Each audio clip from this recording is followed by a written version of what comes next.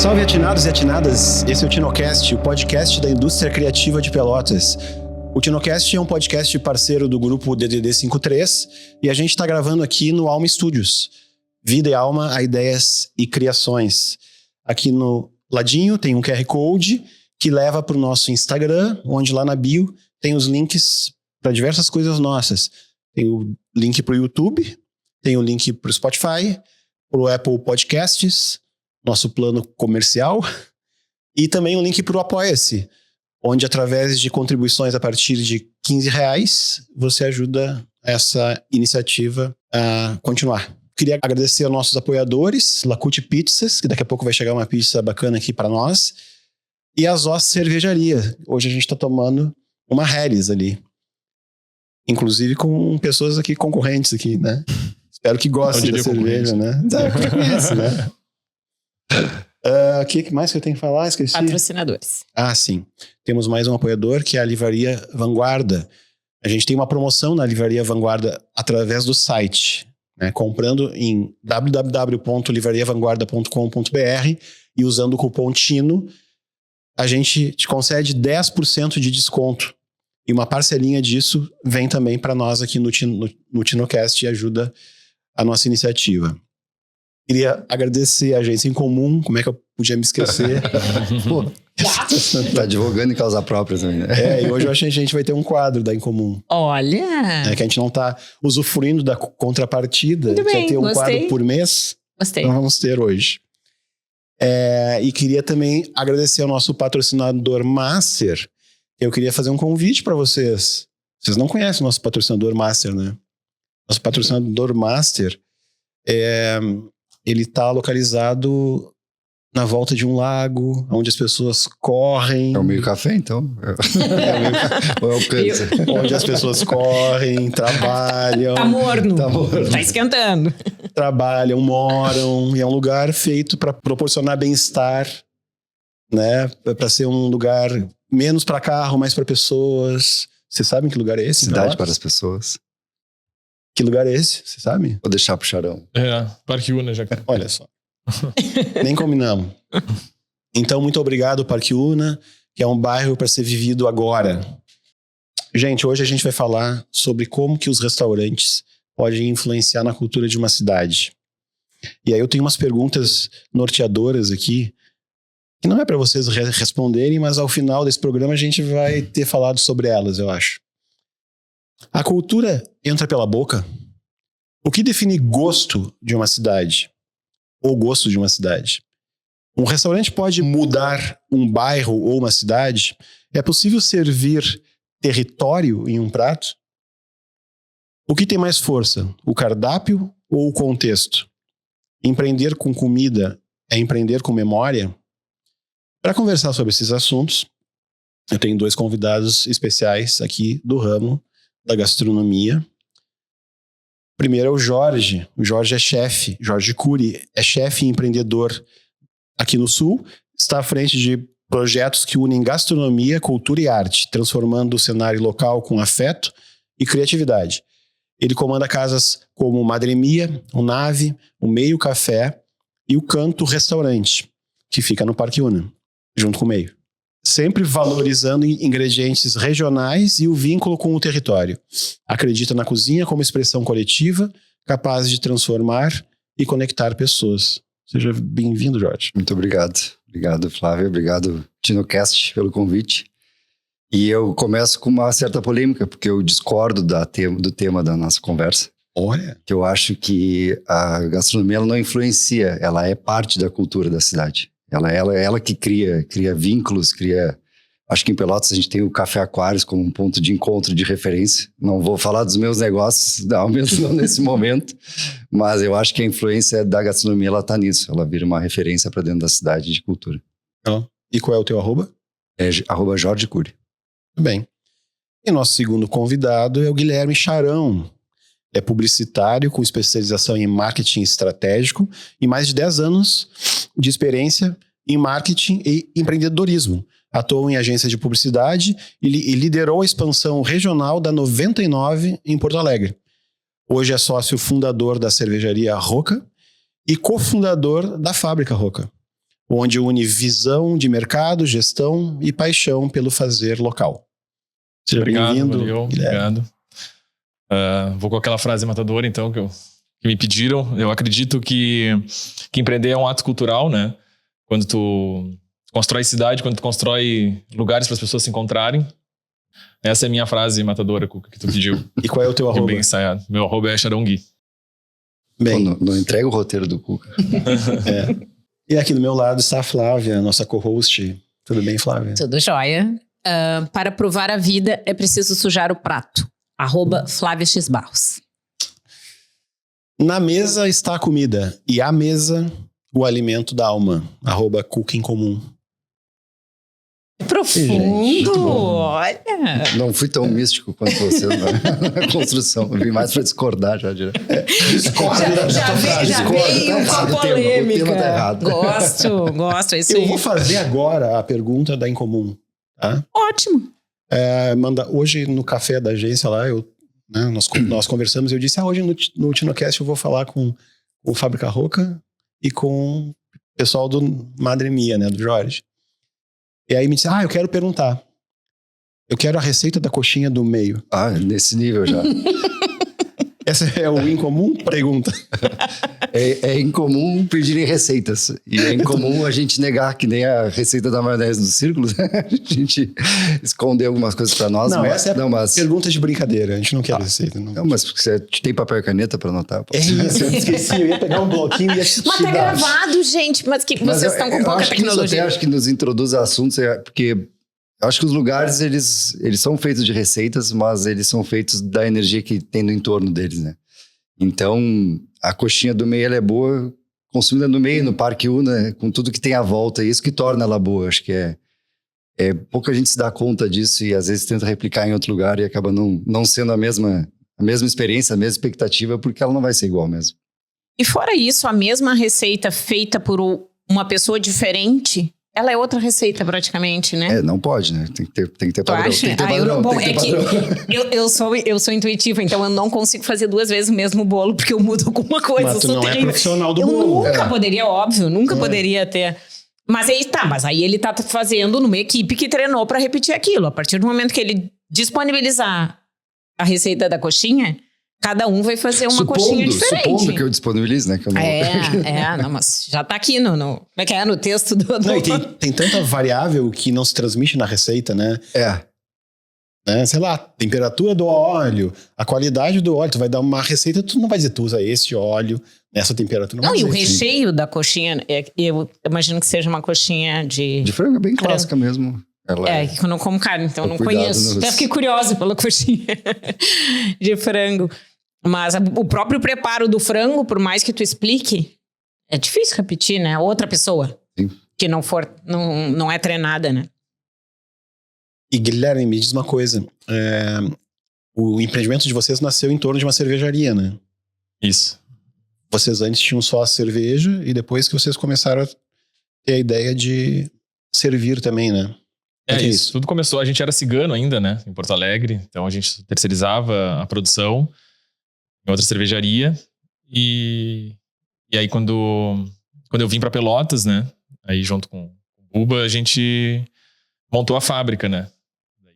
Nossa cervejaria mesmo. Aí alguém nos pediu o prédio de volta e a gente montou junto com a galera do Latable ali, o Emil, a Muriel, o Stefano, a Fábrica Roca, né?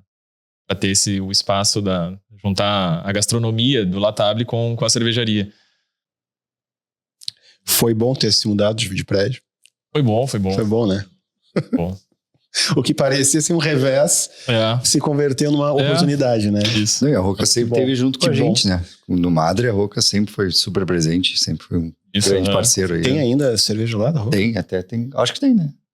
Não sei se acho. Hoje em dia, acabei ficando meio perdido desse ponto, mas todo o nosso movimento da Revolução Cervejeira, a Roca foi sempre um dos principais parceiros, porque era um dos primeiros... Na verdade, quando a gente veio para Pelotas, o lançamento da Roca em Pelotas foi no Madre Mia. Foi no Madre Mia. E é interessante isso porque a cerveja acabou sendo o ponto cerne, assim, dos empreendimentos de vocês, do Madre Mia antes, depois do Nave, e a mesma coisa do Fábrica Roca, né? Tem um ato meio um pouco revolucionário nessa rompimento com as grandes cervejarias, com até o modelo de negócio que elas implicam, o próprio atendimento, assim, foi um alicerce para o Madre, que na época era quebrar paradigmas, assim, porque como que um bar não vai servir as tradicionais cervejas e vai servir só artesanal, um começo de um movimento e que eram marcas feitas por pessoas, pelo Charão, pela essa galera toda que vinha, a própria Zós também estava super presente, né, nessa revolução cervejeira que a gente chamava de cerveja ou muerte, que até hoje é um movimento presente no Madre. Todas as receitas dos restaurantes de vocês são tuas? São. Não até minhas... o morrer-me. Não minhas, sim. Muito bem, Não morrer-me, minhas... as minhas filhas adoram aquilo. Sabe o que é o morrer-me? Por que é morrer-me? Não. É uma música do Joaquim Sabina, que ele é considerado o rei dos ciganos, né? E aí que ele fala que o amor, quando não morre, mata. Os amores que matam nunca morrem. Uma receita inspirada nessa música deles. E é morrer-me por ti. Não. Morrer-me contigo. O nome da música é Contigo só. Mas durante morrer-me contigo, você te mata e matar. Eu lembrava que ela tinha um sobrenome. Sobrenome. É legal que ele é um rola-língua também, né? Que é nosso braço chamado Doces Devaneios. Então a ideia também da sobremesa como um devaneio mais emotivo do que propriamente, né? Alimentar o corpo é muito mais para alimentar a alma. A fruta de limão tem nome? Pior que não, tem que batizar. Aqui no andar da carruagem, algumas coisas perderam. Que eu adoro. Agora eu fiquei pensando, será que eu peço torta de limão e ela tem um nome lindo e eu não uso? Todas as coisas têm nomes, né? Incríveis. Aí a torta de limão, será que é deles? Pudim, pudim virou pudim, claro que eu vou. O pudim é muito top. Também que ele não tem os furinhos, né? Tem toda a técnica, porque ele não tem o furinho, né? Tem gente que diz que gosta com furinho, né? Não, eu prefiro do jeito que vocês fazem. E é engraçado, né? Porque tecnicamente ter o furinho é errado, né? Quer dizer que o forno tava com uma temperatura alta. Então, que aí ferveu. Aí ele esquentou demais, ficou com aqueles furinhos, mas não existe certo e errado, né? O hábito de consumo, como é memória afetiva, às vezes, sobre um prato que gera aquela lembrança, né? E como é que foi essa junção com o Emil, assim? Porque o Emil é, né, um chefe búlgaro que estudou na França e veio para cá para se casar, ou para viver aqui, né? Não para se casar, não sei. E como é que ele entrou? Como é que vocês acessaram ele? Era porque ele já estava no La Table e vocês conheceram lá? Como é que foi? Na verdade, a gente conheceu ele... Agora eu nem lembro bem como eu conheci o Emil. Mas, cara, foi na vida, assim... Parda, acho que ele fazia alguma coisa no Doca lá no início e acho que eu não lembro bem assim agora como a gente conheceu, mas a ideia da gente, como surgiu essa fusão assim, quando a gente abriu o Tap Room lá na Salgado Filho, né, junto com a fábrica, a gente queria, claro, tem que ter comida, né, alguma coisa vai ter que ter pra galera beliscar assim, só cerveja a gente não ia conseguir sustentar.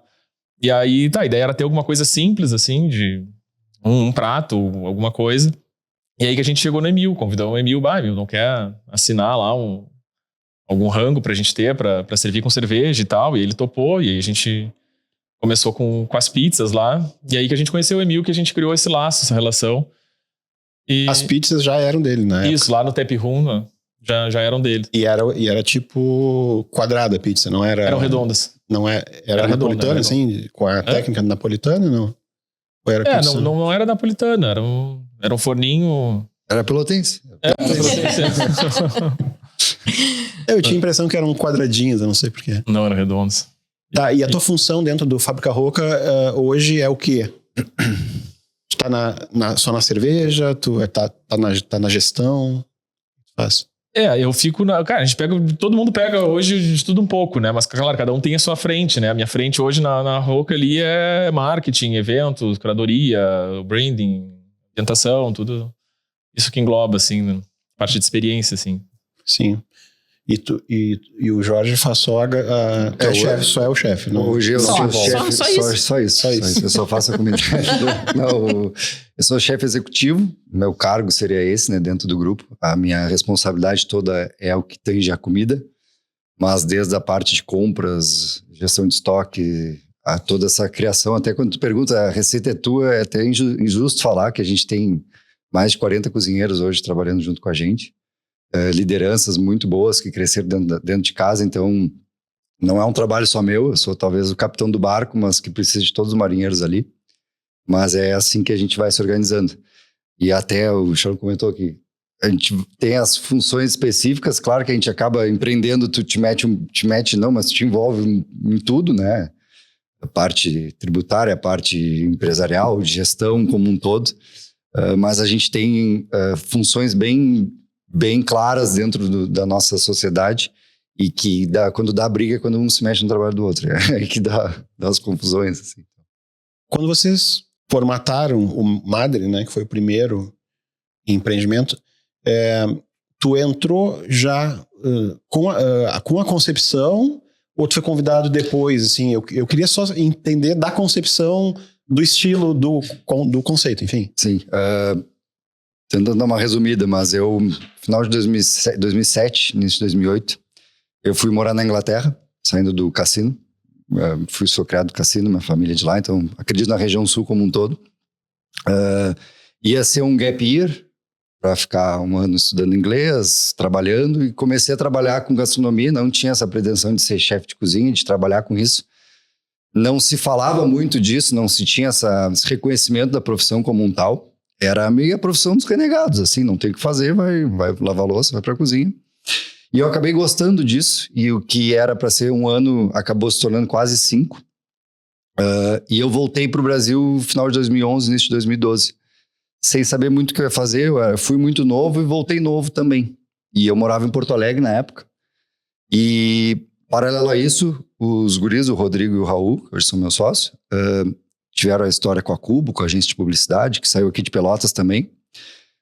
E tinham vendido a Cubo e queriam voltar, e com aquele sonho empreendedor, aquele sonho romântico de ter um bar, de ter um restaurante, fizeram a concepção do Madre, estavam em obras já estavam há mais de quase um ano em obras, e faltava alguém que entendesse aquele conceito que eles tinham imaginado e aplicassem isso à cozinha, à gastronomia como um todo. Então, como eu tinha aquela experiência, eu era o único do grupo que tinha uma experiência em restaurantes, mas não em gestão e tudo mais. Então, eu entrei numa fase final de obras para operacionalizar aquilo como um todo, assim, junto da Ana, que é a esposa do Raul, que é a minha parceira de operação dentro do negócio. E aí foi aí que deu o start de tudo, assim. Isso que é interessante, né? Porque se diz assim, né? Cara, não é porque tu cozinha tu vai ser um bom dono de restaurante, né? E vocês nunca tinham tido essa experiência e são bons donos de restaurantes, né? Os restaurantes têm uma excelência de serviço. Obrigado. Não tô falando nem só de comida, tá? Eu tô falando aí do negócio em si, né? De como servir, de como que os garçons se comportam, como que a coisa flui, questão de ingrediente, tudo isso que até depois a gente fala mais. Aprenderam fazendo, né? Foi algo, eu não sei observando se foi excesso de coragem ou falta de noção, né? Porque hoje em dia se soubesse a dificuldade que é, porque isso que a gente deu muito de cara no muro, assim, porque o Madre nunca teve um problema de movimento, sempre abriu as portas com fila na porta, mas a gente não sabia gerir, a gente foi aprendendo no andar da carruagem mesmo, assim, foi entendendo, foi aprimorando gestão para conseguir e pelo outro lado, o lado de cultura empresarial, era algo que era intrínseco dentro da gente. A gente não tinha ideia que a gente estava implementando uma cultura. A gente fazia o que a gente acreditava que era o certo. E lá dentro. Mas eu acho que isso ainda é um pouco novo, né? Essa ideia de que a gente abre um negócio entendendo a gestão. É mais recente. A gente abria meio a la louca, assim mesmo, né? Sei lá, restaurante, acho que tem muito atrás, disso. É um mercado muito... Acho que os guris também têm essa gestão, tem uma ideia como empresa, assim, mas há pouco tempo era uma coisa família, né? De família, de sonhador, que fazia daquele jeito, que era o pai no caixa, os filhos atendendo, a mãe na cozinha e ia indo. Mas essa necessidade da profissionalização, a mais da profissão como um todo, e de enxergar ele como um negócio realmente que tem uma longevidade, uma possibilidade de um plano de carreira, de um crescimento, essa que eu falei no início, a profissão dos renegados, assim, né? Que ainda é às vezes mal vista, mas não, é um ambiente que tu pode crescer, que tu pode rescindir cargos, tu pode ter uma qualidade de vida em cima disso. Então, Mas às vezes eu acho que ter um pouco de... essa coisa que tu falou, né? Acho que às vezes não ter a noção total do risco, ela é boa, né? Porque às vezes também eu acho que tu quer ter tudo muito certinho e muito planejado antes de abrir as portas. Se tu tem noção do tu risco, sofre e tu não abre, eu acho, eu tinha entende? 23 anos, se eu soubesse que eu sou hoje, eu não teria embarcado nessa, mas nem a pau, assim, teria feito outra coisa. Porque... Eu entrei numa sala de aula para dar aula para uma turma universitária com 23 também. Depois, 11 anos depois, eu decidi me aposentar porque eu disse, faltou maturidade, gente. Claro. Eu acho que eu tinha total competência, mas maturidade eu não tinha. Cara, eu não consigo coordenar lá em casa os abacates. Mas é difícil. O abacate É que o abacate foda, é a parte mais difícil da O gestão. abacate é muito foda. A gente Agora fala eu tô bastante numa onda de guacamole. abacate. Então, todo dia eu como, né? E aí, cara, como é que eu vou escolher a ordem dos abacates que eu vou usar? Ou aí tu deixa fora, dizem que tu tem que embrulhar num papel. Eu já tentei de no tudo, escuro. já tentei de tudo, nada funciona. Aí quando tá Às quase vezes- perto, tu põe na geladeira, senão ele vai passar. Às vezes tem um que tu compra e nunca amadurece, tem outro que tu compra bom no outro dia, ele já tá preto, já não dá É pra pior que comer. leite fervendo, tu tá olhando ele, daqui a pouco amadureceu. Hoje vocês têm no cardápio abacate? Eu tenho, vocês têm lá? Não, eu tenho, a gente até tem guacamole, porque eu queria às vezes ter receitas com ele fatiado, mas pra gestão é impossível, e tá, vamos ter guacamole. Sim, aí ficou um pouquinho, passagem já não dá pra problema. Então me conta aí, como é que é a gestão do abacate? A gestão do abacate, a gente compra 2, 3 caixas, vai amadurecendo, e hoje em dia a gente tem muita tecnologia que nos auxilia, né? Então a gente trabalha muito com embalamento a vácuo, então isso aí garante uma boa durabilidade, meio que dá para se dizer que ele quadriplica a durabilidade. Então dá para se manter um frescor bom com recursos tecnológicos e também ganhar escala com recursos tecnológicos, né? Sem perder essa essência que tu comentou no início, sem perder essa coisa legal, esse trabalho artesanal. Tu tem muitos artifícios tecnológicos positivos. Aí tu deixa uns no vácuo, outros fora do vácuo. Vai equilibrando. fazer a escadinha, Mas volta né? e meia não tem guacamole, Não tem, porque hoje pega Não no deu. inverno agora que tá frio. E a gente já tentou de tudo, assim, tá tudo verde, não dá pra fazer guacamole. Bota no telhado, enrola em alumínio. esfrega Encosta a no casca- limão. esfrega a casca Limão de diz que banana. amadurece tudo, Nada sabe? funciona, nada funciona. Agora eu já Bem entrego as pontas e digo assim, avisa que não tem e tudo bem. Não deu. Eu gosto muito do... como é que chama? Guabal? Global. De camarão. E saiu tá mais no cardápio. até. Saiu do cardápio. Comi aquele é muito Tia, bom. aquele é muito bom. Tia. O Emil faz um troço com coentro. E eu não gosto. Eu achava que eu não gostava de coentro. Eu achava. E aí eu passei a gostar. Eu elogiar o Emil vai ficar demais, mas então eu posso elogiar, porque o Emil é um cozinheiro assim, absurdamente incrível. Assim, o currículo que ele tem, tá aqui em Pelotas, é um presente para a cidade. Assim. É mesmo. Ele trabalhou com Alan Ducasse, trabalhou com pessoas que são referências no mundo inteiro. E tá aqui com a gente. Então admiro muito ele. Vocês olham para a cidade assim. Aí eu vou pedir para vocês falarem de concorrentes, tá? Bem, eu queria que vocês me dissessem, sei lá, alguns restaurantes que vocês acham que são exemplos, não só de comida, assim, às vezes nem é tanto de comida, mas é de serviço mesmo, de restaurante, de Sim, referência tradição, cultural. de aprendizado, sabe? Vocês podem me dizer isso? Pô, eu acho que o Círculos é uma grande referência. É muito positiva, como tanto um crescimento potente, familiar, como empresa, como estrutura, como ele amadureceu com relação ao tempo. Acho que ele para nós, é uma referência absurda. O trabalho que os guris fazem, o próprio Batuva, acho que é uma grande referência também de padrão e consistência, porque tu vai lá todos os anos, é sempre igual. E Sempre bom. eu acho que Bem servido. eu discordo muito desse lado de concorrência. Eu acho que isso é um termo que não remete a uma coisa boa, né? Eu brinco que é a concorrência quando abrirem um Padre Mio do lado do Madre, que aí vai ser concorrente mesmo, mas fora São isso... João do lado da Pompéu. A gente trabalha com porcentagens muito pequenas da população, se a gente for analisar num contexto cidade, né? Então, eu boto que Pelotas tem quase uns 400 mil habitantes, se tu pegar a população rotativa, né? A capital da Zona Sul, porque converge na área de serviços, converge quem é de Rio Grande, vem a Pelotas, às vezes, no médico, em algum tipo de serviço, de Bagé, Dom Pedrito. Então, converge muito essa população rotativa de Pelotas. E se a gente pegar 1%, são 4 mil pessoas. Então, vai 100, 200 na Roca, vai 100 no Madre, 200 tem pra na todo nave. mundo, né? Pra onde que vão essas outras pessoas, sabe? Assim, então e tem outra, né? A pessoa não vai comer todos os dias no mesmo restaurante. Então, a pessoa que... Ela circula e ainda bem que ela tem opções boas pra circular. Eu canso de comer nos restaurantes, eu fico de saco cheio da nossa comida, sabe? É bom, é prazeroso, assim, é super... É o Batuva, o Círculos. Agora vai o Charão. Pois é, eu ia falar os círculos também, né? Que é impossível não falar, mas eu acho que essa nova geração, assim, de pequenos empreendimentos, assim, pequenos negócios, que até a gente falando de cultura, né? Que eu acho que falam que são grandes agentes, eu acho, da cultura pelotense hoje, assim, acho que tá na mão da galera da gastronomia, assim, não só porque, cara, tu vai ali, tem um ingrediente local, tu tem um evento, um lançamento de um livro, uma exposição de arte, né? Então eu acho que esses empreendimentos, assim, eles chamam muito a cultura da cidade, assim. E pega o Orion também, eu gosto muito do Orion ali, da identidade deles ali, as comidas, cafés. Tem uns cafés agora no centro, né? Pois é. Talvez até fuja alguns nomes, o Dádiva Café, o Leve, uma leva... Cúrcuma também, bem legal. Cúrcuma, são uma leva de cafés no centro super pequenos, assim, uma cafeteria de especialidades com cafés bem interessantes. Eu fiz essa pergunta porque eu tava refletindo outro dia sobre isso, né?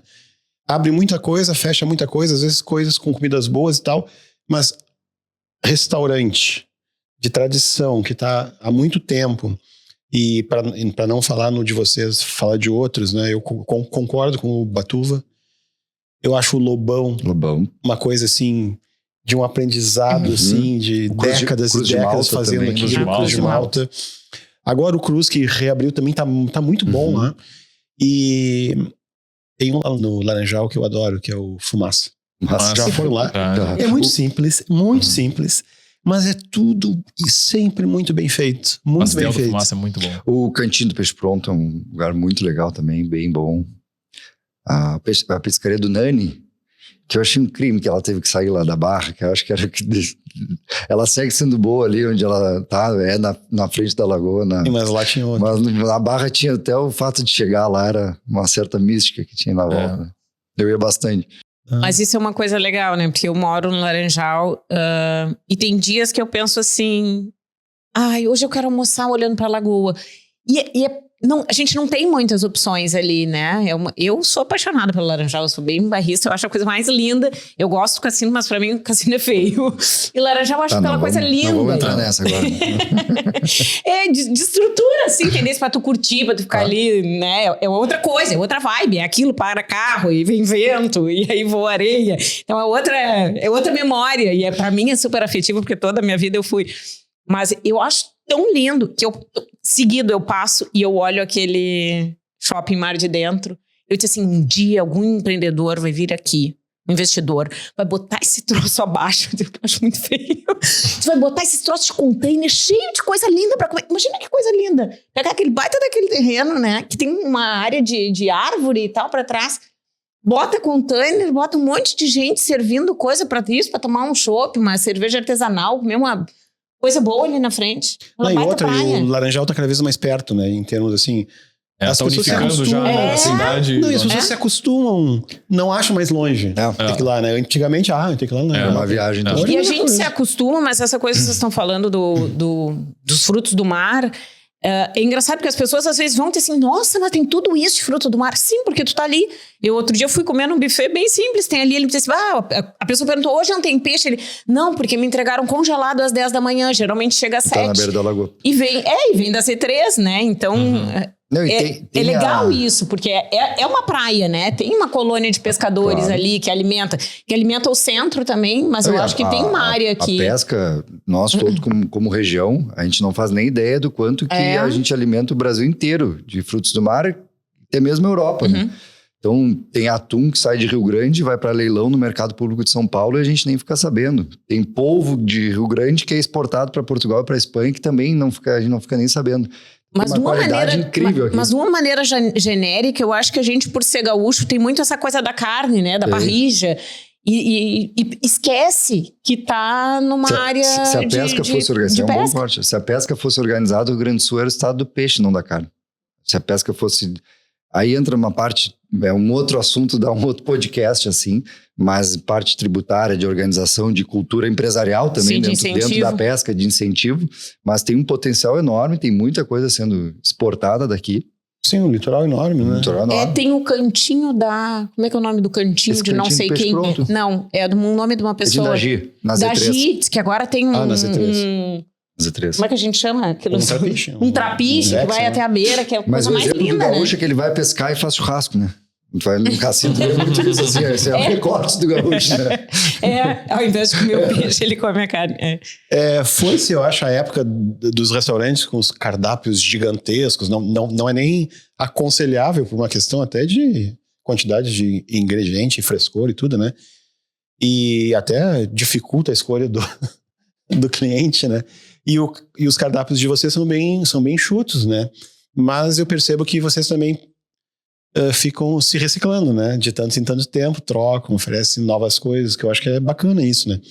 E me contem um pouco como é que é esse processo. Vocês estão sempre pensando nas coisas que vão entrar na próxima renovação? Como é que é?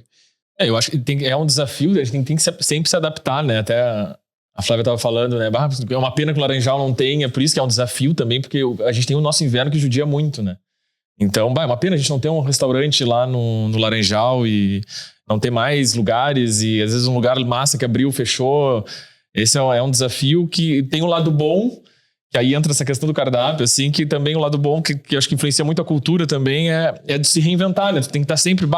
É um restaurante que daqui a pouco vai virar uma casa de show, que daqui a pouco tu vai ter que fazer um outro evento...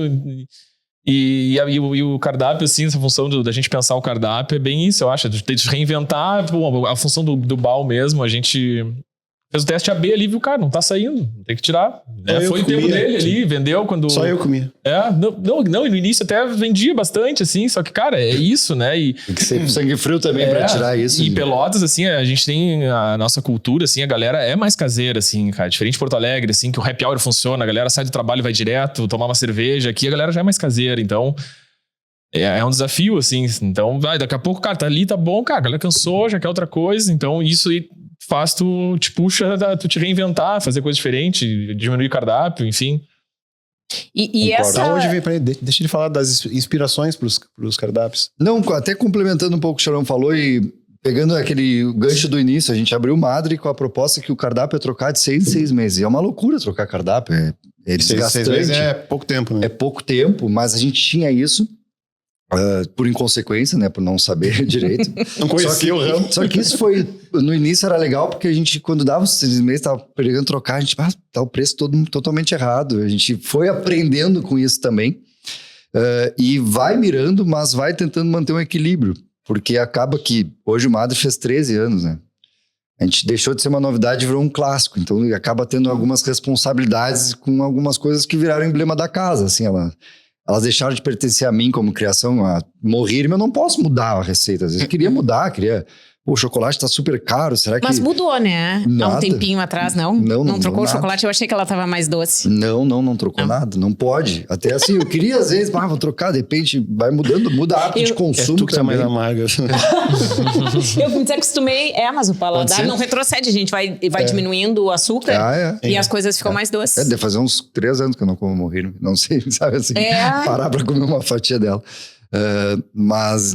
Perdi um pouco o fio do raciocínio que a gente estava falando, mas a inspiração, ela vem muito, eu acredito muito acho que a gente tem um lado positivo, que as estações são muito bem definidas, e isso dito que a gente está comendo também. Então, acho que no inverno pede uma comida mais quente, algo mais confortante, o verão vai mudando, e complementando também o que o Charão falou, eu acho que Pelotas, ela tem um lado positivo, apesar de ter essas deficiências, como tanto porte cidade, happy hour, comparado com Porto Alegre, mas ela tem um bairrismo tão positivo, assim, o pelotense, ele acredita nos negócios, assim, ele leva alguém lá no Madre, ele leva se sentindo parte daquilo, assim, ele mostra para uma pessoa que veio de fora e mostra com orgulho, quase como pertencente aquilo, assim, né? Quase não, E aí, às vezes, algumas pessoas de Porto Alegre, às vezes elas comentam assim, o Madre daria muito certo em Porto Alegre. Eu falei, sim, daria certo em Porto Alegre, em Barcelona, em Nova York, mas ele tá em Pelotas.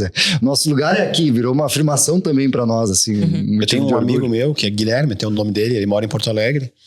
Vocês conhecem o Guilherme e a Laila? Conhece? Ah, sim.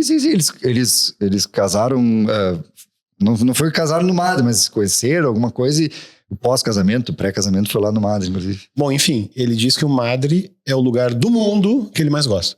Teve uma história engraçada que eles fizeram, eu não sei se era pré-casamento ou pós, mas é aquela final de semana do casamento que tá todo mundo aí, em clima da festa. A gente foi, fizeram um almoço no Madre uma noite, lá naquela, a gente chama de escritório, que foi originalmente nosso escritório, aí todo mundo ficou bêbado, batizaram uma tartaruga que a gente tinha de metal, e adotaram a tartaruga, leva a tartaruga, tira foto com a tartaruga, e nisso alguém bêbado levou a tartaruga embora, mas não por mal, coisa de bêbado. E eles vieram extremamente constrangidos com a tartaruga para nos devolver e pedir desculpa.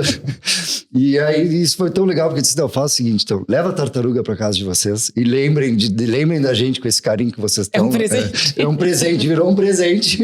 E, assim, eles não sabiam onde se enfiar, mas foi uma coisa que se transformou de outra maneira, assim. Aí eles vêm de vez em quando, porque a Laila é de Pelotas, né? Então vem visitar a mãe e tal. E nos convidam pra jantar. E é sempre no Madre, porque ele tem que ir no Madre. Toda vez que ele vem, ele tem que ir no Madre. Ele adora o Madre. Eu tenho uma irmã que mora em Floripa há anos. E também ela vê, quando eles vêm, o meu cunhado, que é Mané, ele sempre diz, e essas coisas que vocês têm aqui, a gente não tem lá. Ele diz, a gente não tem. E é uma capital interiorana, mas é uma capital, né? Então, teoricamente, ela teria um fluxo de turistas e tal. Embora tenha muitos lugares legais, né? Eu gosto bastante, assim, Qual é o estilos maior também. desafio em lidar com comida? Acho que... Em termos de cardápio, de precificação, Eu acho que a sazonalidade que a gente tem, os frios, esse friozão que faz é algo que a gente sente muito. Ninguém quer sair de casa quando tá um grau de temperatura. A gente não tem, culturalmente, ambientes preparados para o frio, por mais que tenha ar-condicionado e tudo, mas comparado a países que convivem com frio, que todo mundo já é mais adaptado. Então, essa sazonalidade é algo difícil de lidar, acho que com comida, com equipe, com tamanho de negócio, acho que é uma das maiores dificuldades que se tem. Eu concordo, como eu tava falando, o inverno nos judia muito, né? Então, esse inverno tá horrível. Esse inverno, eu acho que fazia tempo que não tinha um inverno tão rigoroso assim.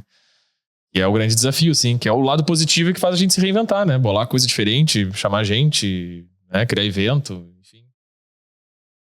Eu acho que... E tem que ir às compras todos os dias ou os fornecedores entregam? Como é que funciona isso? Porque a gente vê, às vezes, documentário de restaurante que o chefe acorda às 3 da manhã e vai no mercado. Vai pra feira, escolhe um por um. Escolhe os ingredientes. Como é que é esse isso? lado lúdico, mas não, hoje em dia é super operacionalizado e quase tudo se recebe. Algumas coisas, às vezes, eu mantenho, eu adoro ir na peixaria e lá escolher peixe, mas ele entregaria aqui, mas é diferente quando eu vou. É outro acesso que se tem, outra escolha. Eu confio muito no Arlan, que é meu fornecedor de vocês também, da peixaria JN, mas eu gosto de ir lá. Mas é por gostar. Mas essa coisa lúdica, não, quase tudo chega, é um fluxo muito constante de recebimento, usando técnicas de conservação que podem aumentar a durabilidade. Então, Tem um filme que eu acho incrível, um documentário que é, não sei se vocês viram, é Giro, Sonho de Sushi, ou Sushi dos Sonhos, não sei qual é a tradução. E que é um cara, tem um restaurantezinho. Hoje eu acho que ele tem mais. ele tem estrela Michelin, alguma coisa assim, né? Mas o documentário era sobre um restaurante dele, que é pequenininho, que ele servia, não lembro se é 6 ou 8 pessoas por noite, e mostrava a rotina dele, assim. É uma coisa, assim, inacreditável, com aquela coisa japonesa da retidão, do cuidado, né? E um troço assim, que ele acordava às 4 da manhã para escolher o atum, né? Depois ele ia pro restaurante para fazer o arroz, o preparado do arroz, e ele saía para dormir às 2, de volta. Um troço assim. Viram esse filme? Eu acho que tem na Amazon. Netflix, Amazon, algum desses. É Giro Dreams of Sushi, né? Isso, Acho que vale a pena. A cultura alimentar que se tem, e não só alimentar, tanto alimentar quanto a cultura de restaurantes no Japão, assim, ela é diferente da nossa, não tem como comparar, assim, a evolução deles como a relação que eles têm com os restaurantes aqui, né? A gente aqui ainda ainda é algo que é distante, ainda em muitos momentos é uma noite super especial, e eles lá, por ter apartamentos muito pequenos, né, casas pequenas, não ter muito espaço físico, tem muita gente que não tem nem cozinha em casa. Se come muito na rua, come muito restaurante, então é um outro hábito alimentar que se tem. E nessa questão do peixe, do sushi, sem dúvida, né? Aquela corrida do ouro que eles têm para escolher o atum, o primeiro que chega, tem até leilão, né? Quando vocês fazem eventos nos restaurantes, né? O Nave tem muito evento, né? E vocês também fazem, às vezes, né? Aquela noite é uma noite que você sabe que vai bombar mais, né? Aí vocês têm que aumentar os insumos, tem que se programar, né? Contem algum caso, assim, de algum apuro que aconteceu, alguma coisa por causa disso, de um movimento muito alto, às vezes não previsto, né? É um desafio, porque é uma incógnita, não tem como saber, né, o que vai... A gente às vezes pega uma temperatura assim, se não é com venda de ingresso, né? Com venda de ingresso tu consegue ter uma antecipação assim no movimento, vendeu tantos ingressos, mas a gente faz muito evento às vezes que é cover ou não tem ingresso, então é meio que um tiro no escuro. Geralmente a gente tenta trabalhar com cardápio reduzido, né? Com eventos assim, a gente trabalha com cardápio reduzido, então é mais tranquilo, mas a gente se prepara, assim, muita coisa consegue, né, congelar, enfim. Eu vou fazer um pedido, então, que tenha mais opções vegetarianas, porque geralmente não tem.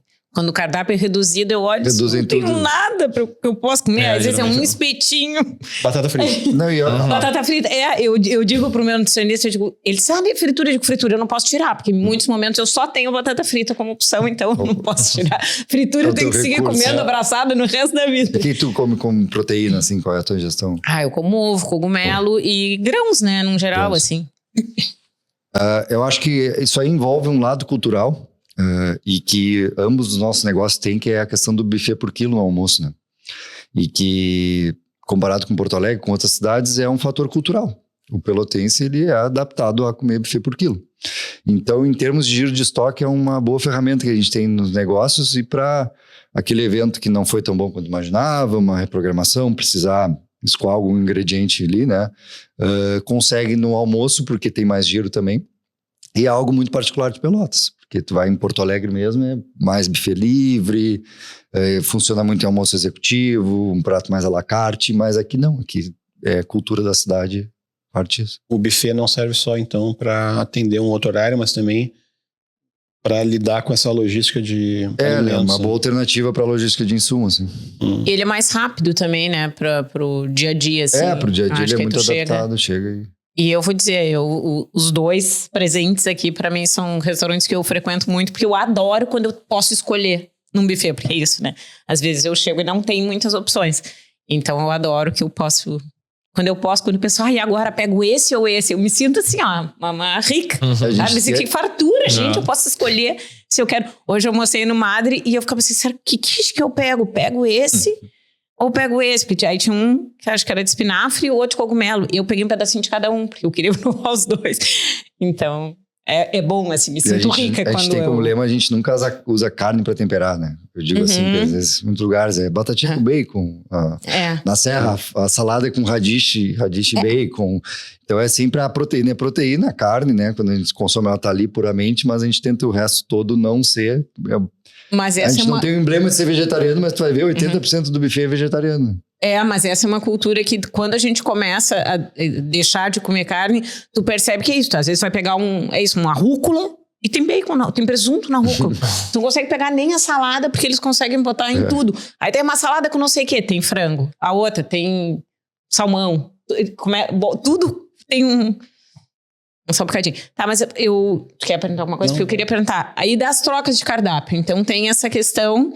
A ideia era ser 6 meses, né? Como é que ficou? E como é que vocês projetam, assim, essa troca? Tudo bem, tem um prato que eu identifiquei que não sai tanto, ele vai, né, ser substituído por outro, ou vai sair. Eu acho que faz parte de uma equalização do negócio que mantém o negócio vivo. Porque eu acho que quando cai no senso comum, tu já não precisa mais olhar. E achar o equilíbrio também, porque tem pratos que são super vendedores, viraram emblema, não tem como tirar. Hoje acaba que a gente tem quase que uma troca anual de cada um dos negócios. Assim, o Madre troca uma vez por ano, a Nave também troca, mas justamente nessa equalização e às vezes também conseguindo interpretar algumas mudanças. O Madre é um exemplo. O Madre, com 13 anos, ele amadureceu. Ele amadureceu tanto o lugar quanto nós também. O nosso cliente que tinha 20, 30 anos, ele já está com 30, 40. Ele era solteiro, agora já tem filhos, já formou família. Uma criança que tinha 7 anos quando ia, lembra que era o restaurante da infância que ele ia. Não, hoje tem 20, tá, sei lá, né? Tô dando exemplos. Mas a gente percebeu que a gente amadureceu e o nosso público amadureceu. Então a gente tinha um cardápio que ele era muito centrado em pizza e sanduíche e começou a perceber que o nosso cliente estava mais maduro e a gente entrou com pratos, um jantar, tem risoto, tem filé, tem outros tipos. Não descaracterizando o nosso conceito base, mas entendendo que o negócio foi tomando uma outra postura, mantendo o que a gente faz, mas de certa maneira são apostas, né? Então tem apostas que vamos por esse caminho e foi uma coisa que deu certo, assim, transformou a visão do Madre, que o Madre era visto muito como um bar-restaurante, e hoje em dia ele é visto mais como um resto-bar, mudou um pouco isso daí, foi algo que tu vai, na medida do curso, sem se descaracterizar, mas te adaptando às mudanças, tanto do clima, tanto da cidade, quanto da maneira que te enxergam, né? Por que não tem mais papas bravas? Tem. Tem? Tem. Aonde? No cardápio? No Madre. No cardápio. No Nave que não tem. Mas na Nave tem as batatinhas fritas. No Madre tem papa brava com molho bravo e molho manso, que é igual desde que começou. Desde sempre. Não, é que lá eu não me peço. assusta. Não, é que lá eu não peço. É que quando eu vou no Nave é mais pra cerveja e petiscos, assim. Eu vejo isso, né? E aí eu sinto falta das papas bravas no Nave. Vou anotar. Eu gosto mais batata com casca. E a cerveja artesanal, ela tem essa questão também de ter uma novidade, de mudar, de sair uma que não circulou, como é que funciona? Ou elas... Dificilmente. A cerveja a gente vai mais na sazonalidade, assim mesmo. Geralmente trabalha com as de linha, que geralmente a gente tenta ter, como é uma micro cervejaria, é difícil, às vezes tem sempre. Falta uma que outra, normal, assim.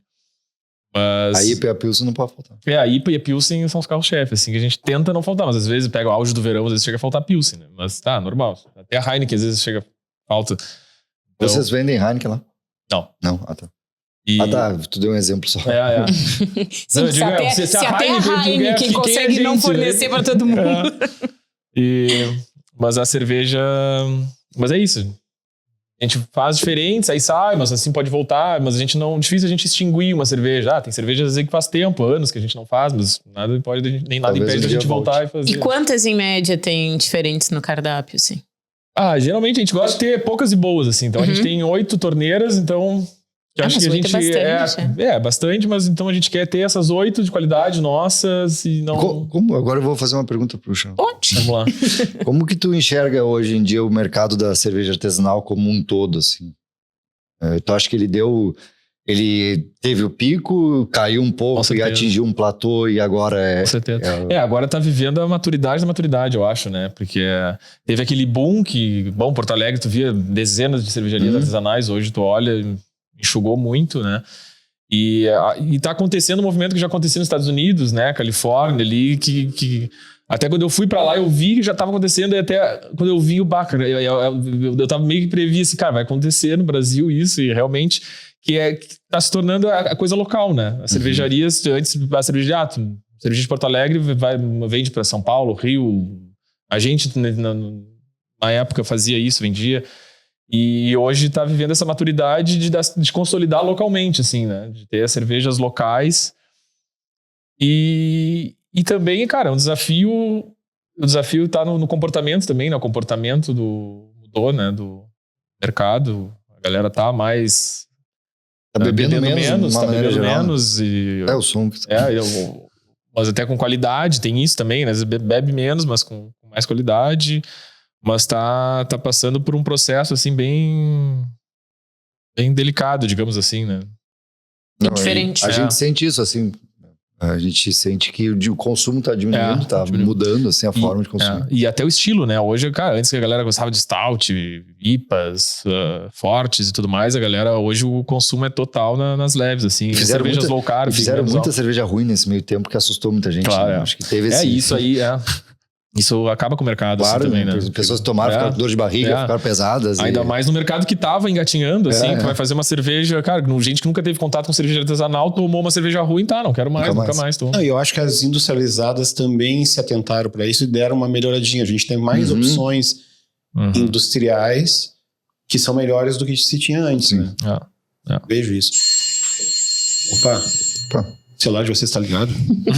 Ah, não, já sei o que é. É o nosso telefone. Alô?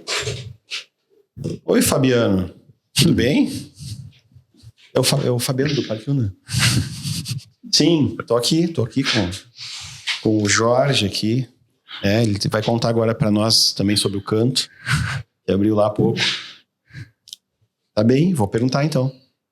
Vou deixar. Abraço. Fabiano do Parque Una. Tem o quadro Una Pergunta, que nem o DDD 553. Ele quer saber o que dá para fazer se vocês tivessem papel e caneta na mão e vocês fossem quem definisse as políticas públicas da cidade. O que pode ser feito para que a gastronomia tenha mais potencial na cidade de Pelotas, que seja mais um atrativo, maior ainda do que já é, para valorizar a cidade. Num canetaço? É diminuir a carga tributária, né? O que ia acontecer se diminuísse os impostos? Não, acho que ia proporcionar a gente conseguir baixar os preços, as pessoas terem mais acesso, não virar um artigo de luxo, não virar um momento só especial. Acho que proporcionar sair mais vezes na semana. Então é uma máquina pesada, né, de descarregar.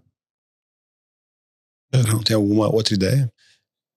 Eu acho que fora isso também, que eu acho que seria uma boa, eu acho que algumas iniciativas, assim, campanhas, eventos para agregar feiras, sabe, movimentar mais, dando liberdade para todo mundo que tem negócios locais, restaurantes, enfim, gastronomia, que envolva gastronomia. Agora a gente está até vivendo na Fena Doce, né? E que é um ponto que eu acho que vocês lá também, historicamente, a gente não sente efeito nenhum da Fena Doce nos negócios. Diferente do Festival de Música que acontece em janeiro, que é uma iniciativa bancada pela cidade, né? Uma iniciativa que promove a vinda de turistas, promove a cidade estar movimentada, pulsar, e salva janeiro, porque eu acho que janeiro seria muito parado se não tivesse festival. E a Fena Doce não, ela acabou ficando isolada, é uma referência nacional, mas ela não está integrada com os comércios da cidade de uma maneira positiva. Não. Eu fui no Roca, no Festival de Música, e no Nave. Até tinha outro no Nave, né? O do Roca teve lá um show de jazz, que eu não sei se fazia parte do circuito, mas tava atrelado Auxílio, ali. até, acho que era.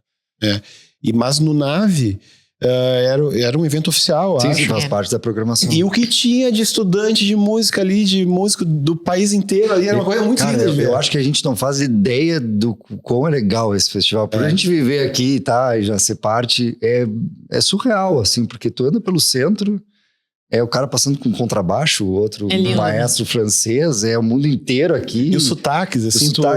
Eu acho sensacional, assim, é uma coisa que a gente se prepara, assim, com uma energia positiva perante aquele momento. Assim. É um grande evento, assim, enfim, eu acho que esse tipo de iniciativa, que não é da prefeitura nesse caso, né, é do Sesc mesmo, mas a prefeitura de alguma maneira está envolvida. Órgãos públicos envolvidos de uma maneira. Porque cede espaço e beneficia e tal. Essas coisas trazem movimento para os restaurantes, né? E os restaurantes de Pelotas são reconhecidos, assim, né? Por sua qualidade, né? Tratar bem os turistas no ramo da alimentação faz ele voltar, né? Mas eu até me surpreendi vocês verem que não dá muita diferença de movimento. A barrista do Laranjal. No Laranjal, sabe o que eu vejo? Eu fui almoçar, eu tô sem cozinha, né? Me mudei, então tô há 30 dias sem fogão e sem pia. Tá osso, tô sentindo na pele isso saiu. Vou te mandar umas marmitas lá. Me manda. Aí eu fui no Santo Antônio, ontem eu acho. E eu vi que tinha na mesa atrás da minha, tinha 2 pessoas, e eu já estranhei porque pediram uma cerveja, era terça, não sei. Julgasse eles, né? Não. Achei bem que essa pessoa, né, tá de fora. E aí eu vi que ela perguntou, eu levo a comanda pra me servir? Aí eu digo, olha, não é daqui. E depois eu vi um ônibus, mas claro, pode ser, porque eles fazem a coisa do Laranjal, né? O Santo Antônio recebe bastante excursão, coisa assim, super preparada. Eu notei no final de semana também. É uma referência gastronômica também, porque a gente fala só de lugares. Eu acho incrível ir lá no Santo Antônio. Fui poucas vezes, mas tá um negócio cheio e tudo funciona. Isso eu admiro, assim, a gestão que eles têm sobre aquele movimento todo. Para ônibus, nada muda, tá tudo buffet completo. Entra uma excursão gigante. Entra uma excursão, é admirável. É porque a gente, às vezes, não se dá conta que vem excursão, né? Que vão e passeiam, que vão no restaurante. Então, ali eu vejo bastante, assim. E final de semana também, eu vi que tinha... O pessoal tava, tipo, moletom com crachá e tal, então... Não, que bom. Mas, claro, é uma área turística, né? Tem essa visão, porque para nós no centro, assim, não... Eu achei que também pegava às vezes piora, porque que o pessoal guarda, se guarda ou usa as noites para ir na Fena Doce. Mas o turista...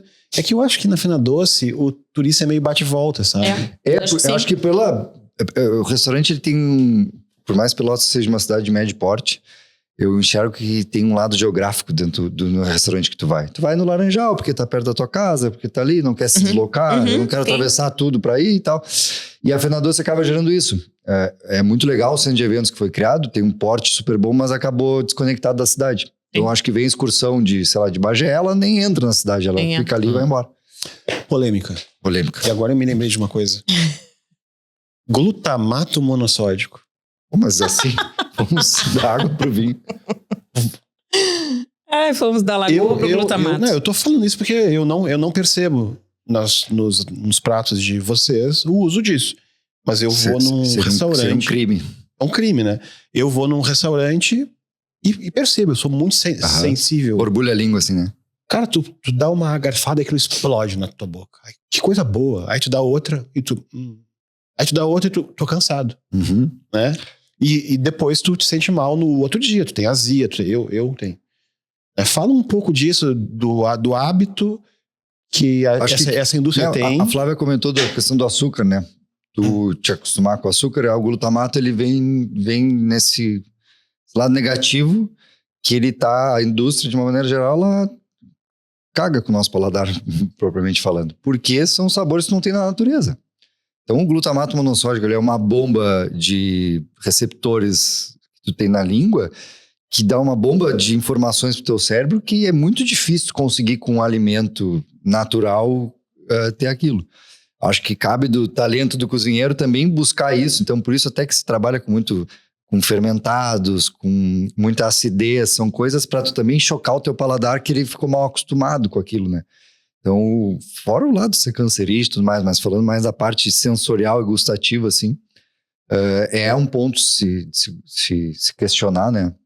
Enfim. E aí eu acho que entra até na pergunta da questão de incentivos. Hoje em dia a indústria tem muito mais incentivo que um pequeno produtor, né? Então por isso que um molho de tomate pronto é muito mais barato que 1 quilo de tomate para tu fazer molho. Então eu acho que parte daí também muita base de mudança que é preciso ser feita. Sim, mas há uma cultura de uso disso em restaurantes. Sim. Não só na compra de produtos que tenham, né? Como um extrato de tomate, sei lá, uma coisa assim. Mas de adição mesmo, né? Sim, é questão econômica também, né? Porque sai mais barato. O restaurante tá... eu acho horrível, cara. Eu acho horrível também. Eu não sei se estou ficando muito chato, mas eu começo a perceber essas coisas e eu me desencanto, assim. Que merda, não gostei. E aí, às vezes a gente vai num restaurante e todo mundo gostou e eu não gostei. E aí eu me torno chato. E eu geralmente, o fator principal de eu não gostar, hoje em dia, claro, tem outras coisas, mas o que é mais recorrente é o glutamato. É um salgado diferente, assim, né? Eu sabe que eu tenho um alimento que para mim é muito simbólico, assim, dessa coisa do gosto que a gente vai esquecendo, né? Eu amo a cenoura orgânica da feira, feira orgânica ali. Geralmente eu vou ali na da Dom Joaquim. E eu faço ela na air fryer, assim, essa de ou forno, que eu também tava sem forno.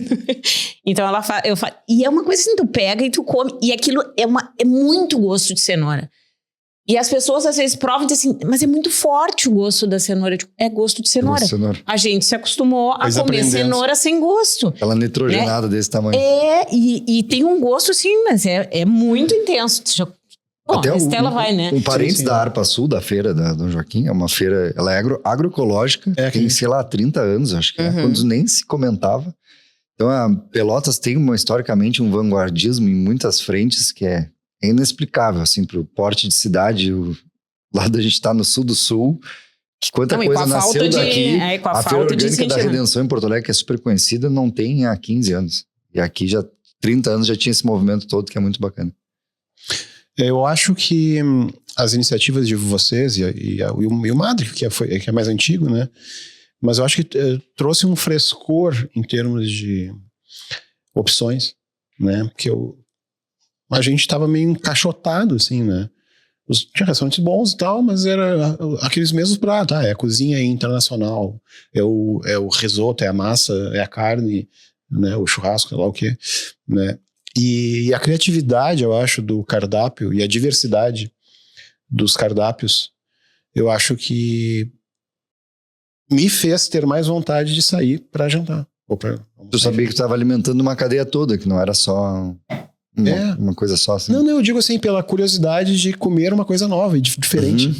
Então, não só porque surgiram com ideias diferentes e até de ambientes e cerveja. Personalidade. Experiência, né? Mas também até pela alternância de cardápio, que dá vontade de voltar.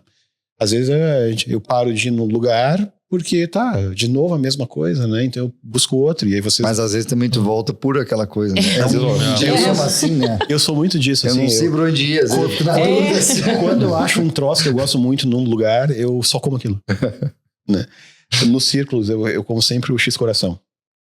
E aí no Laranjal... E deve ter saído, porque não vende o X-coração. No Laranjal, quando eles abriram, não tinha.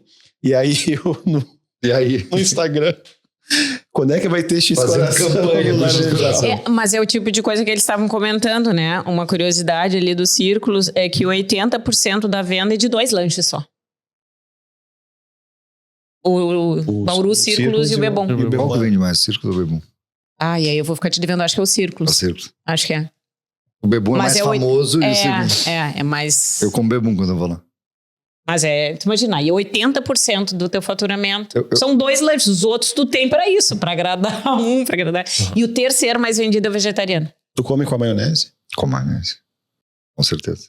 Quando a gente abriu o canto, no dia que a gente abriu o canto, a comemoração foi comer um círculo com os cozinheiros. Que legal. Eu não sei se eu falei aqui na outra vez, agora eu tô falando tantas coisas no Tinocast que eu não sei se foi aqui que eu falei. Mas como é que tu sabes qual o restaurante, foi aqui que eu falei, de um shopping center que é o melhor? Tu falou aqui. Eu falei, vou repetir então. Que agora o assunto é restaurante. Eu não sei mais nem em qual episódio foi. Quando tu vê os funcionários de um restaurante indo no outro. Aí tu sabe que a cozinha é mais limpa, tu sabe? Sim. Mas eu não sei se não foi. Eu não sei se foi gravando ou não foi. Tá. E isso é uma coisa engraçada, né? Porque eu me lembro quando mudaram o cardápio de doces. Eu fui reclamar pro Jorge. Eu disse, vou falar com o Jorge, porque não é possível. Tiraram a cheesecake. Isso não pode ser que vão tirar a cheesecake. Conclusão. Ficou um tempo sem, voltou. E depois que ela voltou, eu já tinha uma nova paixão, que era o mousse de limão. A torta de limão. Ou seja, eu não como mais a cheesecake. Aí entra no cardápio cheesecake da Flávia. Tem umas coisas que tem que impactar aí. A cheesecake era essa ideia. Assim, se eu só botar coisa nova, trocar o que não vende, as pessoas não vão perceber. Vamos dar uma sacudida. O Murilo não pode tirar nenhum pudim, mas vamos dar uma sacudida. Sim, até pra ver se gostam, né? Porque quando a pessoa reclama... O que não pode trocar no cardápio do Roca? A cerveja. Selena. A Selene. Selene. Não, mas de comida. De comida a gente trocou bastante já, né? Hoje eu acho que com 100% do cardápio não tem nada que... Não sobrou nada? Não, acho que não sobrou nada. O Arancini... Não é o mesmo? Arancini voltou, é verdade, Arancini voltou. Mas por isso, até tu tava falando ali, tu vai na nave, tu come mais petisco na nave, tu vincula cerveja, até muito por isso que a gente acabou mudando, que a gente criou até pra puxar, o Emil tá aí, vamos puxar o Emil, né? Vamos aproveitar, tirar o suco todo do Emil, vamos fazer pratos e tudo mais. Só que acontece que a galera não via a fábrica, a Roca, como um restaurante, como lugar para comer pratos, enfim, a gente tentou, fizemos massas também, inverno, a gente fez... E aí a gente via até fazendo testes, né? E vendo, o sistema te mostra ali tudo, o que sai. E a gente viu, cara, é petisco, galera, é petisco. E aí quando a gente tirou, a galera, o Arancini... Tu não pedia quando tinha? Porque a mesma coisa do Bal, cara. O Bal também, um monte de gente... Vamos tirar o Bal, mas a gente viu ali no teste AB, cara, mas não saiu. Mas é que aí são os 3 que comem, entendeu? Se saiu o X-coração, alguém vai reclamar, porque era um que comia. Eu acho engraçado que a gente idealiza o projeto, a gente vai dizendo, né, que tu é empreendedor até antes de abrir, depois que abre tu vira empresário, né? Então a gente idealiza e quando abre, pra mim deixa de nos pertencer, sabe? É meio que o cliente, a população que vai dizendo o caminho que tu vai seguindo e tem que estar atento pra te adaptar também, senão tu acaba morrendo na praia, né? Então, Qual foi a aposta de vocês que vocês achavam que isso aqui vai bombar, porque isso aqui é bom pra caralho? Várias coisas. E deu errado totalmente diferente e surpreendeu vocês outra coisa.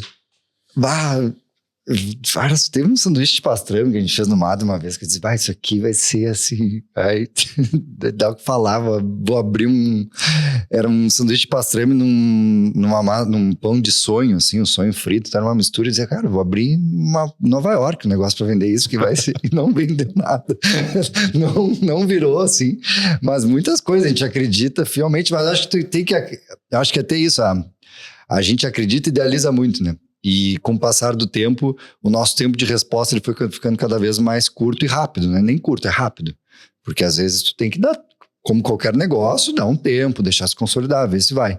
Mas não insistir muito, assim. É amar tanto uma ideia a ponto de acabar com ela e partir para a próxima, assim. E isso vem, esse retorno, ele vem espontâneo ou vocês têm tipo por venda, pretexto? Né? Por venda, eu imagino. Sim, não, mas e tem... Não, mas pode ter, entendeu? Daqui a pouco um grupo que eu vou... oferecer primeiro o cardápio, vou testar. Vendo métricas de venda mesmo, de venda. Analisando indicadores, né? Uma coisa que a gente bate muito. E no Roca? Pois é, eu tava pensando aqui, Roca. Eu acho que... Ou uma cerveja. Que não teve nada, eu acho que a gente fez isso aqui vai ser... A gente fez uma cerveja com eles lá, no ano retrasado, sei lá, a gente fez uma cerveja da Incomum, e que era uma Belgian... Era uma Vit, não é? Não. Era uma Wheat Beer, né? Eu acho. Tinha um nome Belgian, não sei o que é. White Belgian, sei lá, não sei o que é. A gente deixou como White Belgian, acho. Sei lá. E isso aqui vai ser bacana. E a gente deu e as pessoas gostavam. E tinha também para vender lá, porque eles fizeram um túnel lá e nós compramos só uma parte, né? Então ficou para vender. Eu falei, isso vai entrar pro cardápio, óbvio, né? Mas eu acho que o teu sócio lá, ele não gostou, né? Então, por isso que ele gostou. Porque ele falou, não é o tipo de cerveja que eu gosto. Mas isso não é. Mas eu também não gosto. Às vezes não é comercial, né? Não gosto. E na verdade, trigo, todo mundo começa gostando de cerveja artesanal pelo trigo, né? Eu comecei gostando de cerveja, meu primeiro contato foi com cerveja de trigo. Mas depois geralmente todo mundo é assim. Ela tinha laranja e gengibre, se não me engano. Laranja e gengibre. E é engraçado porque muita gente quando pensa em restaurante, eu cozinho bem, mas ela idealiza o prato em si, idealiza aquele resultado final e por trás disso é toda uma logística, uma série de coisas que no final isso é uma parcela até pequena talvez, né? E o teu gosto pessoal ele é muito relativo assim, né?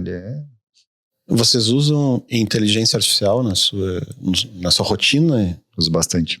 Como?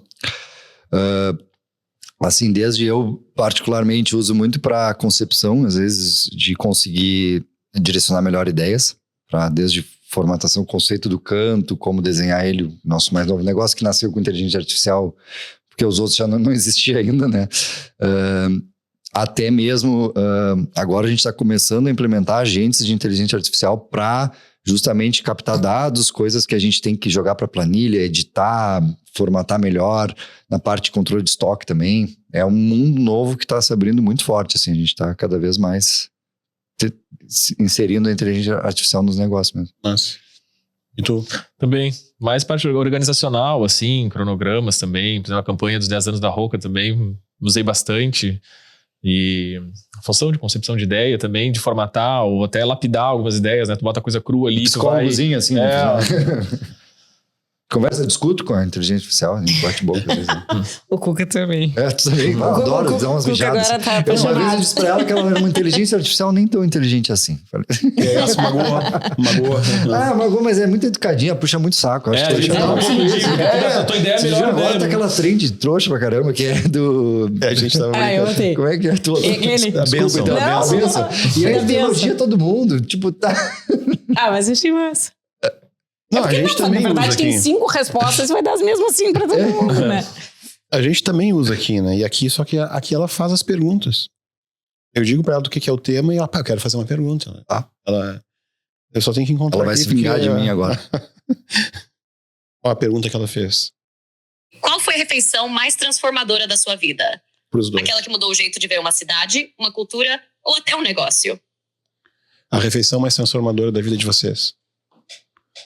Que fez ou que comeu? É difícil falar assim, porque me vem várias, tanto emotivas quanto... Mas eu acho que aí num contexto mais amplo não é uma refeição em si. Mas eu acho que é o trabalho que o Peru, através do chefe chamado Gastão Acúrio, conseguiu transformar a visão da população sobre a sua gastronomia. Ele conseguiu imprimir um sentimento de orgulho, uma popularização, um orgulho dos seus ingredientes, da sua terra, que ela está no DNA do povo. A gastronomia no Brasil ela ainda é muito elitizada. Tu pega restaurantes que são referências internacionais, é um menu que tu vai gastar R$1.000 para comer, que tem ingredientes da Amazônia, é muito legal. Mas lá ele transformou de uma maneira diferente, porque a comida está no dia a dia, né? A comida é parte de quem a gente é. Cada pequeno povo, cada pequena cultura tem sua história alimentar. Então, as minhas experiências que eu tive no Peru, elas foram me abrir os olhos, me mudaram muito dessa maneira, assim. Então, foi... Eu agora só fazer um parênteses. Fui tu que mandou? No nosso grupo, que alguns restaurantes mais... não sei, uma lista, como é que a gente chama isso? Um ranking. São vários do Peru, né? Bem legal, acho. O Charão. Pois é, tava pensando aqui, não sei, sou meio trivial, assim, não tem uma coisa... Pois é, mas pode ser trivial. Pode ser comida de vó. Pois é. Tentando pensar, mas acho que não... O que eu fiz foi o enterro da minha avó. A gente fez um almoço lá, porque ela era super cozinheira da família, assim.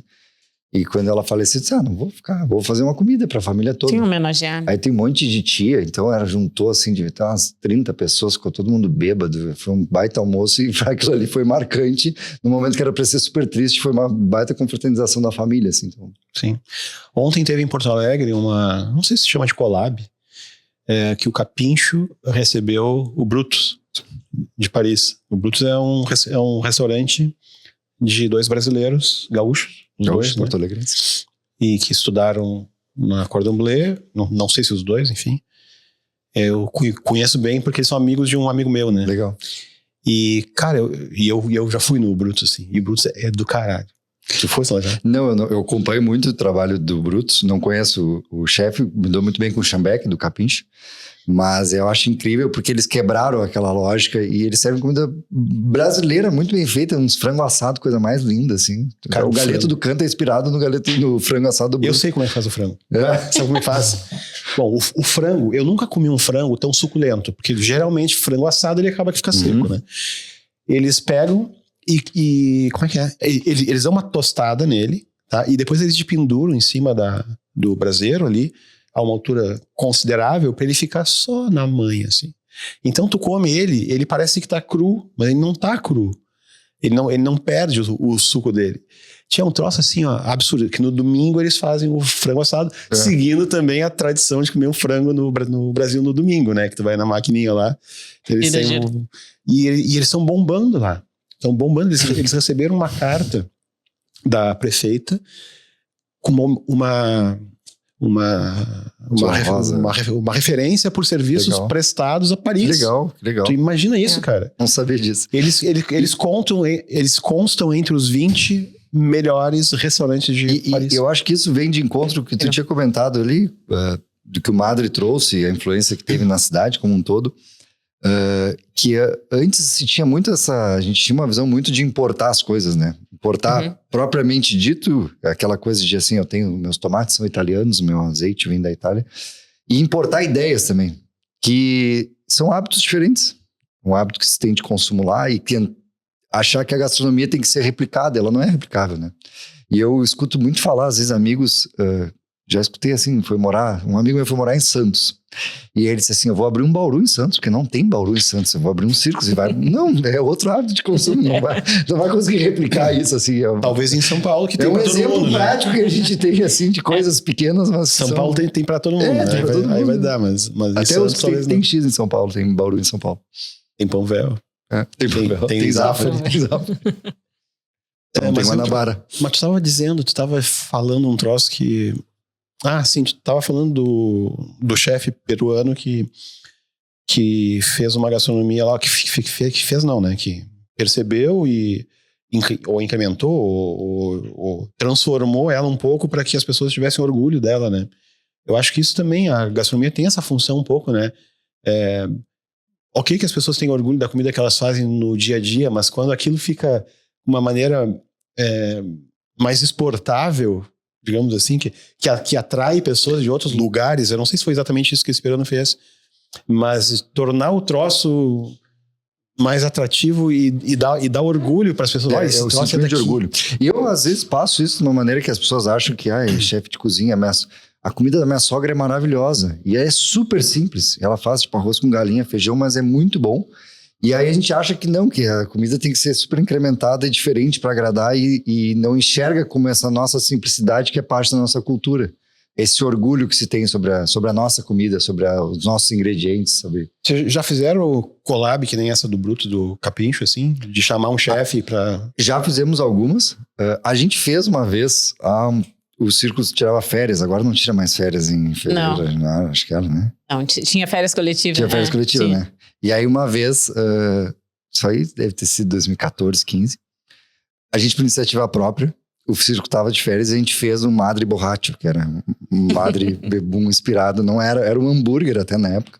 Mas foi uma forma de dizer assim, tu que é fanático dos círculos, ele tá de férias, não vai ficar órfão, a gente serviu lá. A gente vai te atender. E foi super legal, porque deu uma repercussão tão positiva, porque às vezes, né, acho que é concorrência, acho que não, a gente é muito parceiro, assim, nesse sentido. Mas já veio o chefe uruguaio cozinhar com a gente, alguns eventos que a gente fez de collab, foi bem, bem legal, assim. Legal. Eu vou falar então a minha primeira ação quando eu assumi a consultoria com Círculos foi o Sabores em Conexão, né? Que era levar a maionese e a mousse dos Círculos para alguns chefes de Pelotas e o Jorge foi muito legal. Foi legal, mas aí era um desafio, eles tinham que elaborar pratos deles com a mousse e com a maionese. A gente fez uma torta de alfajor recheada com mousse. Era tipo Las Guapas, né? A gente pede para os nossos convidados pensarem, de acordo com o que nós conversamos aqui, qual vai ser o título do episódio. Então a gente quer pedir a opinião de vocês, as sugestões. Como é que a gente podia chamar esse episódio? Eu acho que pode ser com a minha frase de confronto, né? Gastronomia é cultura, né? Uhum. Pode ser? Não influencia, ela é a própria. Né? Ela é a própria. E ela sofre a influência. Sofre também. Né? Ela é e sofre. Não só... também ela contribui, recebe e troca, né? Cultura é troca, é interação, né? A música influencia na gastronomia, que influencia na música, que... Sim, tu te inspira na cidade, a cidade se inspira em ti, muda contigo, tu muda com ela. É isso aí. Gente, vocês têm mais alguma colocação? Eu nunca perguntei isso. Eu sempre acabo assim. Deu? Eu tenho às vezes dificuldade de encerrar um assunto. Tu não tem essa dificuldade? Tá conversando com uma pessoa, encontro um cliente no restaurante e eu fico sem jeito. Como é que vai acabar? Então tá, vou lá que tu me chamando. Não, e depois tu vai conversar. Vamos falar do canto. Porque eu ia dizer, depois tu termina e tu pensa, tal assunto não terminou, tal coisa que eu ia perguntar, não perguntei. Dá-lhe o canto aí, então. O canto é um novo empreendimento, né? E eu acho que o canto, ele vem nesse lado cultural. Fabiano que nos ligou até, né? Mas foi uma iniciativa, uma semente plantada pelo Fabiano em 2020. Que eu sou morador do Parque Uno, inclusive, né? Então a gente estava em contato, conversando sobre isso. A gente fez junto até o lançamento do Torre de São Gonçalo. Sim. Que era o Mesa para 26. Mesa para 26, isso aí. E o Fabiano enxerga como essa representatividade do Madre na cultura da cidade de uma maneira mais ampla. Tanto pelo nosso movimento do multi-arte, com a galeria de arte, a abertura aos artistas locais e do mundo latino como um todo. E ele nos propôs para o Madre Emi assinar o conceito de um prédio inteiro. Então era uma coisa meio... É difícil até de explicar, assim, como assim um restaurante, mas pela a nossa influência artística, conceitual, o poder de identidade visual. Então o canto, a concepção do canto, ela nasceu para ser a ideia do Madre de uma forma permanente da cidade, porque eu não sei se o Madre vai existir para sempre, né? Como qualquer negócio, mas um prédio ele vai estar sempre lá erguido, né? É o que a gente espera. Então, foi essa ideia de todo o conceito que a gente enxerga da arte estar inserida no nosso ambiente, não numa coisa fria. Então, do térreo ao 17º, são 17 andares? Quantos andares são? 17, 18. Não sei de qual. 17, 18 andares, mas... cada andar é um artista pelotense que está expondo a parte de todas as cores, a ideia do uso, com um restaurante na base do restaurante, que a gente enxerga que o Madre é o Madre no centro do jeito que ele é. Pelotas não cabe ter 2 madremias, e o madremia não é um negócio replicável, ele é um negócio único pelo ambiente que ele ocupa. E aí que nasceu o Canto Restaurante. E aí entra com esse lado da nossa maturidade, tanto como negócio, como enxergando que o espaço dentro da cidade comercial, que o Madre é esse bar, restaurante, fusão latina, a Nave é esse complexo gastronômico que atende diversos negócios, por mais que são todos nossos, mas tem a pizza, tem a parrilla, tem o hambúrguer. O meio, ele é o meio café, meio bistrô, e o Canto é o Canto Restaurante. Então ele é o mais restaurante do nosso negócio. Então ele nasceu com essa ideia de ser um clássico, né? Essa ideia daquela comida abundante, daquela comida nostálgica, daquela comida que quebra também o empratamento individual servido só para mim. E são todas comidas que são travessas para colocar no meio da mesa. Eu não sabia disso. Eu não fui à noite ainda, né? Tem que ir, então. Eu convido a todos. Não, porque outro dia foi toda a agência lá. Foi toda a agência almoçar ao meio-dia. Não, almoçar já fui várias vezes. Mas de noite ainda não. Atrapalhamos um monte lá. Tá louco. E eu disse assim, a gente tem que combinar um horário um pouco antes ou um pouco depois do movimento. Imagina, sei lá, foi 20 pessoas, 25, não sei quantas foram. Né? E aí deu uma fila. Isso, assim, deu uma fila aquele dia. Algumas frases, mas é que sabor o tempo tem. E a vida passa no piscar de olhos. Então o Canto ele vem com essa referência da passagem do tempo, tanto para nós mesmos quanto as lembranças que a gente tem do restaurante antigo. Então é aquela comida bem clássica, um galeto no meio da mesa, um parmegiana, tem opções vegetarianas muito boas, foco em massa artesanal, mas ele é restaurante. Né?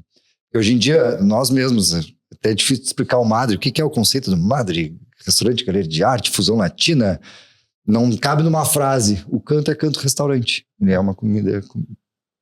Restaurante, aquele que restaura, né? Aquele que restaura. No real sentido da palavra, né? Aquele que restaura. Era o restaurante e o refrigerante, né? Que foi, acho que foram as 2 palavras que eu vi que uma pessoa estava vendo um podcast, ela disse as 2 palavras que eu mais gosto: restaurante e refrigerante.